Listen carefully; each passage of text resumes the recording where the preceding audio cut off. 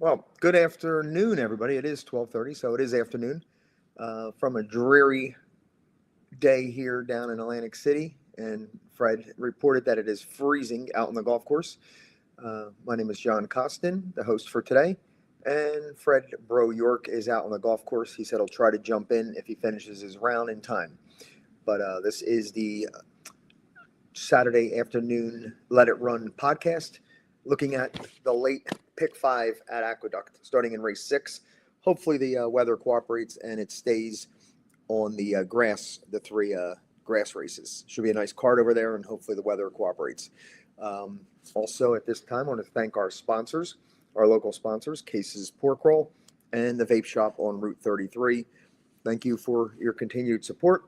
And our biggest, newest sponsor is Brisnet, brisnet.com for all your handicapping needs. Brisnet.com, the handicapper's edge. They're running a special right now, and we are 1 week away from the Kentucky Derby. So we are about 7 days and 6 hours away. Ultimate Oaks Derby handicapping package. Get everything you need to handicap the Oaks and the Derby for $29.99. Can't beat it. All the information packed into that Ultimate Oaks Derby handicapping package. And thank you to Brisnet for letting us share that information. And hopefully, customers out there will jump on board. All right. We are going to start with the Aqueduct pick five today. Just a quick note. Hopefully, people tuned in yesterday and saw the synopsis of the Bewitch Stakes, the closing day feature at Keeneland. We pretty much cold decked it and nailed it exactly, almost in order. The 25-1 long shot that we gave out did come running, got up for second, and then for a brief second, it looked like he was going to make it really close. But the 9, the favorite 8-5, held on 25-1 second, and the one who I thought would show speed, but Fred did point out the 4 might be on the lead. I couldn't see it at all. And that's who got out there for winging, trying to, steal the race on the front end. Didn't work out too well, but he was right about that horse getting out there. But left the one horse with just a nice ground-saving trip and closed up there for third. And it was really nice to see the 5 close and get second. Really made the trifecta. 50-cent try, paid $114, so $228 for a buck. And that's what I said. Take the 9 over the 1-3-5, and we'll try to beat some of those California favorites. We did get them out of there. The race went according to plan. So hopefully somebody tacked on to that. I had it pretty good myself. Let's see. Now we'll go to Aqueduct race number 6, starting out with a optional claimer, 75,000 non-winners at 2 other than 1 turn mile at Aqueduct. There was 2 scratches, the 2 and the 3. I did have some interest in the 3 shipping in from Laurel. Was going to be the controlling speed. So now I'm going to have to spread here. We're almost the same, myself and Fred. You can see our tickets there. I'm using the 1-7-8-9. Fred added in the 4-5 horse, which was the Rabbit that Chad Brown always used in those big Grade 1 races, the Jockey Club Gold Cup at Saratoga and the Breeders' Cup Classic for Sierra Leone to make sure there was enough pace in there. Now he's got to go back to being a racehorse and try to win it on his own now. So coming off the layoff, I'm going to try to fade that horse as one of the favorites. If you got the budget, you could add it in there for sure. But we are both on the 1-7-8-9.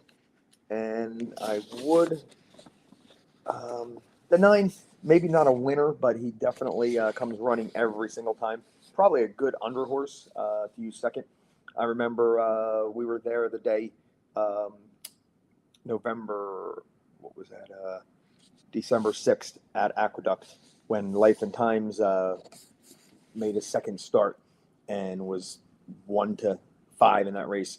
And then Dreamlike came flying up there for second, passed everybody in the field to get second, and had that in a contest. So Dreamlike is always there for Linda and Kendrick Carmouche back on.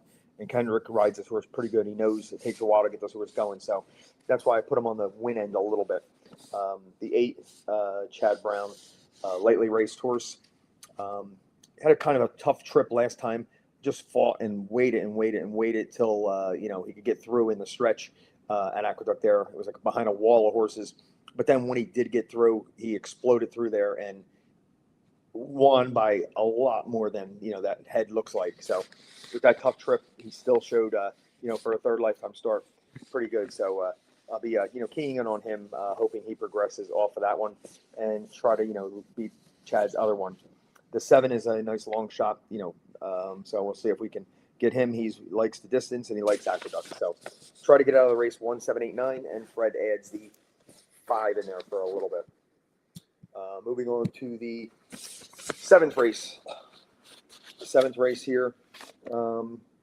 We are identical again. That's pretty crazy. Both fading the 2-horse Mentee, the one that was as a 2-year-old 2 years ago, coming out of that race, and now off the 2-year break, 5 furlongs, a little sharp for him the first time out. Maybe could turn it on and be a little bit better second time back for Pletcher and Velasquez. But it looks like we're both going to try to fade him. John the Beer Man, number 3. It's got bounce written all over it, but the horse he did beat, Murdoch, he did come back and he just won at Keeneland the other day. So that race should hold up. That was off a 2-year layoff for Chad. So hopefully he continues to go in the right direction and not bounce off that. But you always got to, watch that for sure. The 4 final verdict. Minor awards. He just couldn't get it done in 2025. 0 for 7 for the year. Prior to that, 13 starts, 5 wins. Always, a winner and a board hitter. But last year, just, on the wrong end of some photos. So maybe this going to turn it around for him for Eddie Barker and Dylan Davis. We're going to also use the outside horse who ran very nice first time for Chad in the States here. Got beat by XY Prime. Will be one of the favorites, a must use there. And we're both using the 10 Fluid Situation at at a price there. So trying to get out of it with the same 4 horses for both of us, 3, 4, 8, 10. Here's a race here. A lot of question marks here. Fred is singling the 5. Am I adding yeah, I wound up putting the 5 in there, but is the controlling pace, and I'm not sure he's cranked up ready to win this race here. 1 mile on the grass here. Even though he did it, he's got the win at the mile over the Saratoga turf course, but he might be cranking up for something down the road. Only 4 works shown on the docket here since November 1st, so I'm going to try to fade him a little bit at a low price. Fred's leaning on him and singling him. It is first time as a gelding, so the workout did pick up after that. So you could see after he was gelded, 3 of 36, 47 and 3. So he might be in the right direction here. I might be undervaluing this one a little bit. Also going to throw in the 2. Now he's in with State Breds. Second time back off the layoff. Started out at Saratoga on the sloppy track. Throw that race out. And then the 2 turf races were pretty darn good. Buyers keep getting better. Second time back off the layoff. But the problem was that last race at Tampa, all of the runners that ran in there, 4 of them behind him, all ran back and regressed in their buyers, 6 to 10 buyer points. So nobody came out of that race and held up their end of the bargain and were going the wrong way. So I'm going to be a little bit leery of that, especially at low odds for Miguel Clement. But second off the layoff, you got to like that. Also thrown in the Mo Crisa. I think there's enough here that he can maybe close and get a piece, and at some big number with Johnny Velasquez, and I'm going to throw him as my crazy price there. And then the 7 horse I left off the ticket, and Denizen, the horse he beat at Fairgrounds, came back to win, but it was 10 point lower on the buyer figure. So 3.5 month layoff after that win as a 4-year-old here now. So we'll see if he can do it again. He'll beat us because he won't be on the tickets here. Just for luck, Richard Dutrow back to State Breds. He only faced State Breds 1 time. but he comes from way, way back. I mean, he's going to have to close from the clouds. And who else? Yep, that's it. So I'm going to try to get out with the 2, 3, 5, and 8. And Fred is going to lean on the 5. Maybe that good if he's cranked up enough to win off the layoff. We will see. Race number 9, State Bred Optional 45. Now there's a 2 other then.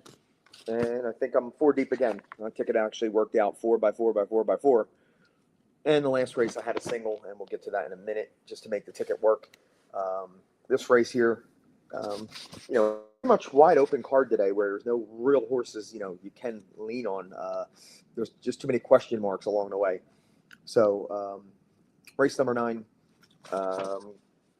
2, 3, 6, 9 is what Fred's using, and I'm using 2, 3, 5, and 7. So we differ a little bit. The ones we have in common are the 2 and the 3.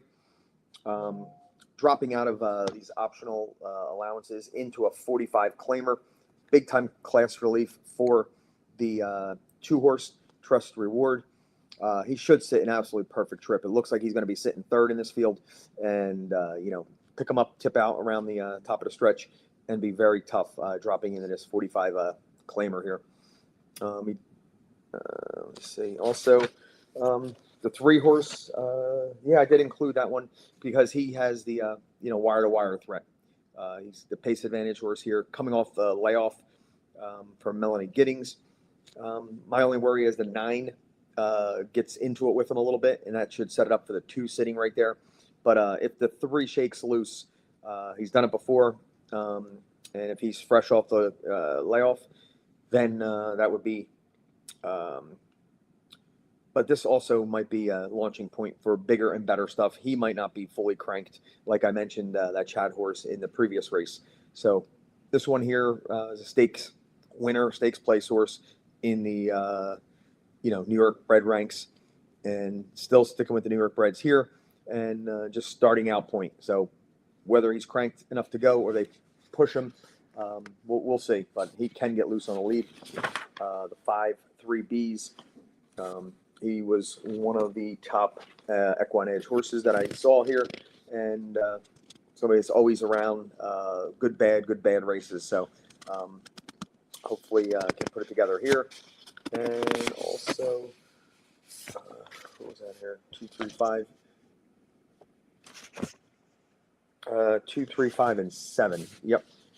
This one here, second time back off the layoff. Good price.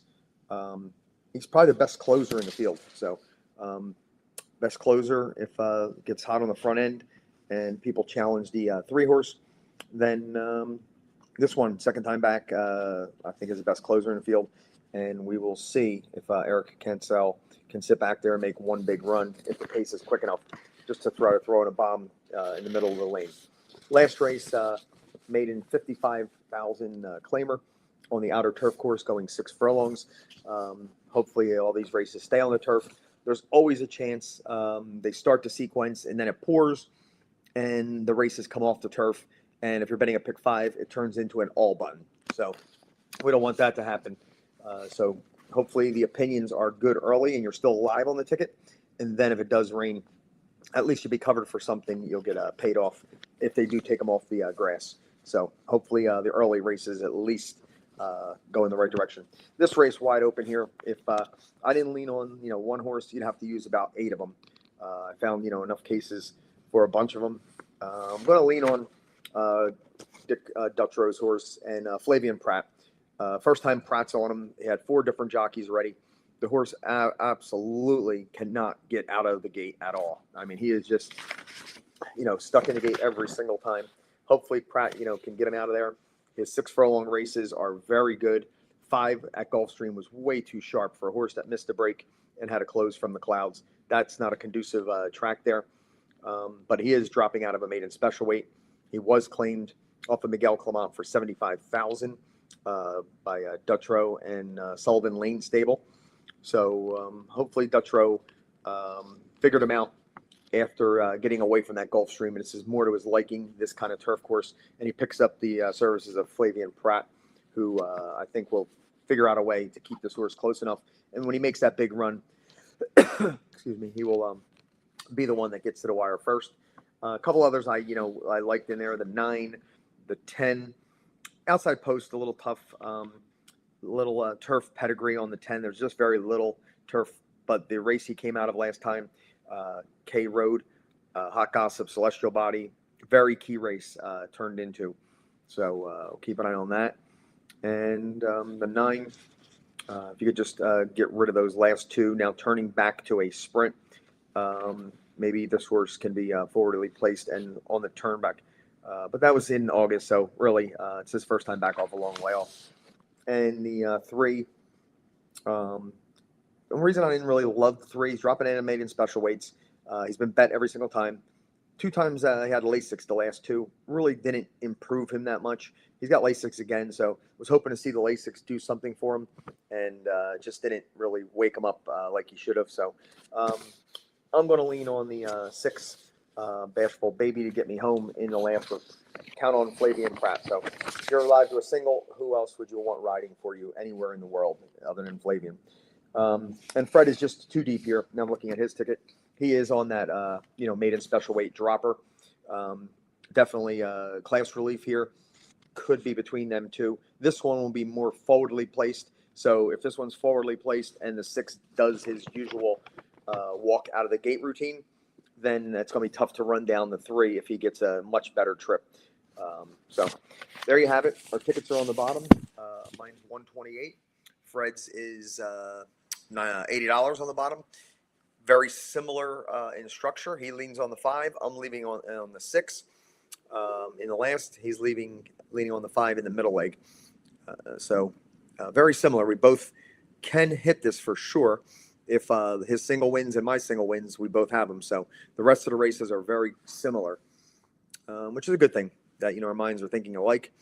And with that, we will show you one more time the great package that Brisnet is offering, the Ultimate Oaks Derby handicapping package, which will be updated later today after they draw the post positions between the 2nd and 3rd race, I believe, at Churchill Downs today. So everybody tune in for the live draw of the Oaks and the Derby.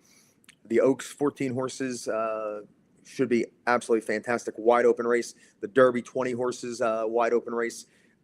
This morning, Chip Honcho decided to skip and go to the Preakness. They're going to train to the Preakness, and that gets Bob Baffert's horse litmus test in. He wasn't sure he wanted to run it because he was very disappointed in that last race that litmus test ran. But the workout from the gate the other day said, okay, yeah, he's definitely worth it, and he hopefully will be, get a good draw. So the Ultimate Derby package, $29.99 from Briz. They will update it, later today and all through the week. Tons of information. Thank you to Briz for that. And with that, we will sign off for the day and wish everybody a lot of luck. And hopefully the weather cooperates here in the Northeast Aqueduct. And we'll pay a little bit of attention to Churchill Downs later. All right, guys, as we say, have fun and have a safe, enjoyable day, and let them run.